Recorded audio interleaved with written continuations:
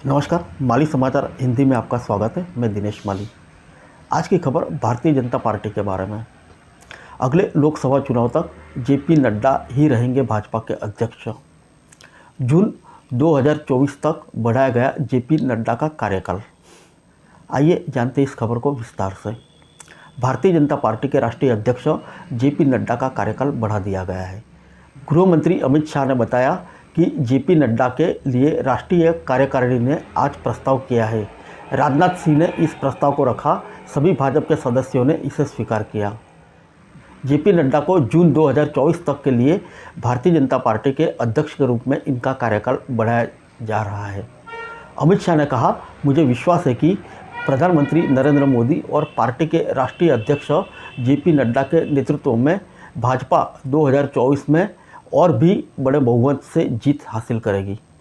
उन्होंने कहा कि एक बार फिर नरेंद्र मोदी देश का नेतृत्व पीएम के रूप में करेंगे। जेपी नड्डा का 3 साल का कार्यकाल इसी साल 20 जनवरी को समाप्त हो रहा था। इसके पहले जुलाई 2019 में पार्टी के कार्यकारी अध्यक्ष बनाए गए थे। उसके बाद 20 जनवरी 2020 को उन्होंने पूर्णकालीन अध्यक्ष के तौर पर पार्टी की कमान संभाली थी।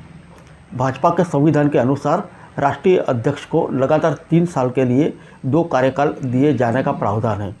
मूल रूप से हिमाचल प्रदेश के रहने वाले नड्डा का जन्म बिहार की राजधानी पटना में 2 दिसंबर 1960 को हुआ था। अमित शाह ने इस दौरान नड्डा के नेतृत्व की भी सराहना की। उन्होंने कहा कि उनकी अध्यक्षता में भाजपा को कई अहम चुनावों में जीत मिली है। भाजपा की राष्ट्रीय कार्यकारिणी की 2 दिवसीय बैठक राजधानी स्थित नई दिल्ली नगर पालिका परिषद के कन्वेंशन सेंटर में सोमवार को शुरू हुई थी। प्रधानमंत्री मोदी मंगलवार को सुबह कार्यकारिणी स्थल पहुंचे।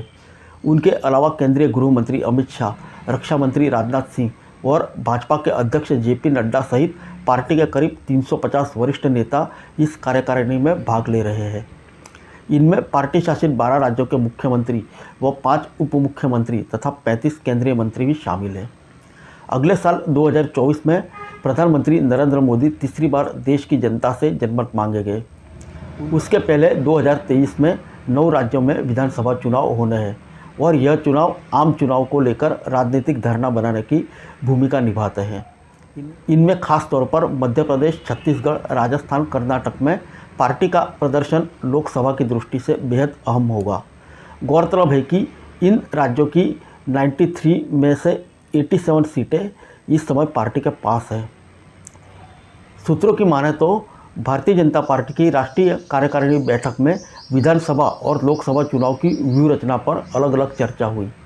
इस साल त्रिपुरा, नागालैंड, मेघालय, कर्नाटक, मिजोरम, छत्तीसगढ़, राजस्थान, मध्य प्रदेश, तेलंगाना और जम्मू कश्मीर में विधानसभा चुनाव होने हैं।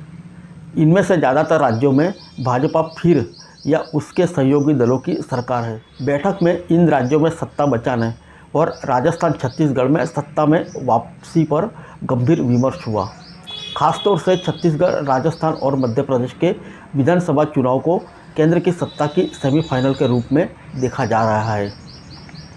फिर मिलेंगे अगले बुलेटिन में अन्य किसी खबर के साथ। तब तक के लिए इजाज़त दीजिए। नमस्कार।